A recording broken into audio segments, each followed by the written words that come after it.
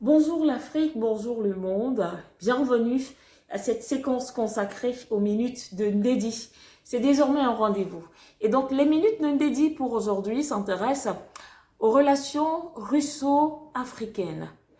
Oui, pourquoi s'intéresser à ces relations? Parce que les 19 et 20 mars, du côté bien sûr de Moscou, il s'est tenu la conférence parlementaire qui a donc réuni d'un côté une quarantaine de chefs d'État africains et gouvernements et de l'autre côté le président Vladimir Poutine et son gouvernement.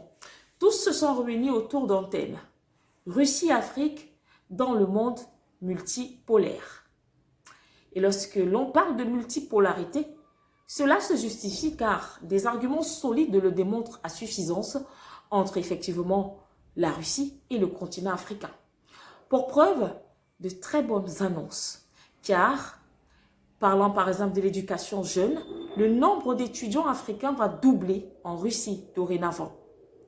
Autre point culminant, la dette africaine. Un peu plus de 20 milliards de dollars, cette dette a donc été annulée. Et c'est tout simplement la concrétisation d'une promesse faite en 2017, parce qu'on se rappelle justement que c'était au mois de septembre, le professeur Alpha Condé, à l'époque président de la République de Guinée-Conakry, s'était rendu à Moscou, je crois que c'était dans le cadre du sommet Russie-Afrique, soit il y avait une réunion de ce côté-là, je n'ai plus très bonne souvenance, mais il était en Russie à cette période-là. Et au cours d'un entretien, justement, avec le président Vladimir Poutine, ce dernier, le patron du Kremlin, a signifié au professeur Alpha Condé qu'il comptait effacer la dette africaine qui s'élevait à un peu plus de 20 milliards de dollars. Et donc aujourd'hui, c'est chose faite. Et puis, l'actualité oblige, nous savons tous que l'opération militaire russe en Ukraine a eu quand même un impact pas très positif sur le continent africain, notamment sur l'apport en céréales. Alors, pour le président Vladimir Poutine, qui a essuyé toutes les critiques, toutes les accusations possibles, il a été taxé comme celui qui était à l'origine justement de la pénurie des céréales sur le continent. Désormais, la solution a été trouvée et très bientôt, ce problème de pénurie en termes de céréales sur le continent va relever du passé.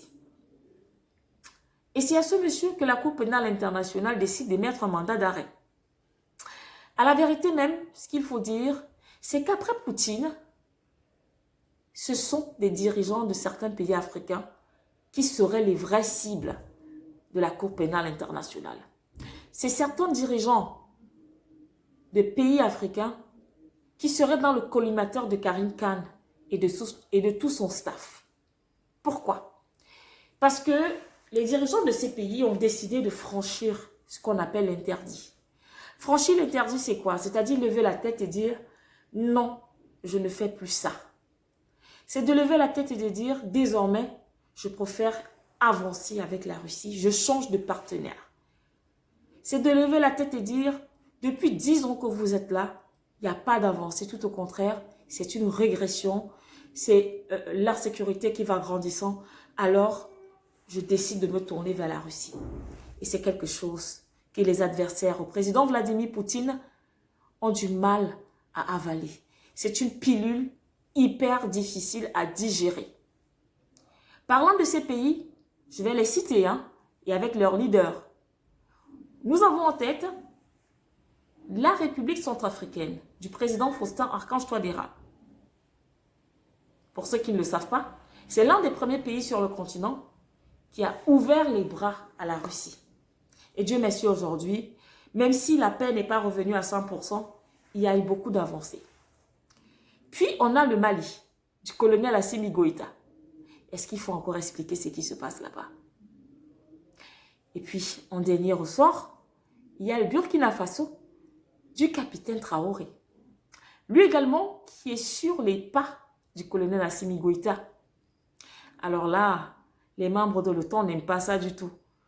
La petite révolte africaine, ça passe pas. Alors, qu'est-ce qu'il faut faire?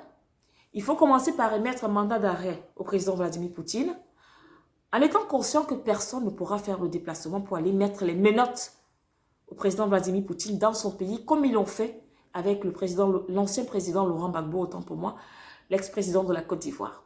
D'ailleurs, Zemmour lui-même a posé la question. Oui, Vous avez mis un mandat d'arrêt contre Vladimir Poutine. Mais c'est un président. C'est le président d'un pays nucléaire. Qui va aller arrêter Vladimir Poutine? Jusqu'ici, les réponses restent attendues. Mais, comme ils ont pris pour habitude de faire du continent africain leur ballon, ils sont certainement en train de préparer la petite cartouche avec bien sûr l'aide de leurs différentes ONG, de leurs organisations non gouvernementales qui ont pour habitude de pondre des faux rapports, des rapports montés de toutes pièces pour ternir l'image de certains dirigeants africains. D'où la question, et si les vraies cibles de la CPI étaient ailleurs? Et si? Parce qu'il y a tellement d'arguments qui nous amènent à penser effectivement que le colonel Assimi Goïta, le capitaine Traoré et le professeur Faustin Archange Touadéra seraient dans le collimateur de la Cour pénale internationale aujourd'hui, qui démontre à quel point cette cour, cette institution a tout simplement été érigée pour punir toute personne qui refuse de marcher comme ceux qui se prévalent être les gendarmes du monde le souhaitent. La réflexion est donc ouverte. Que pouvons-nous faire? Que pouvons-nous faire pour sortir de ce joug colonial? Que pouvons-nous faire? C'est vrai, oui, nous y allons avec Vladimir Poutine, mais à un autre niveau sur le continent africain. Quelle est la petite chose que nous pourrons apporter pour épauler davantage le président Vladimir Poutine? À très bientôt.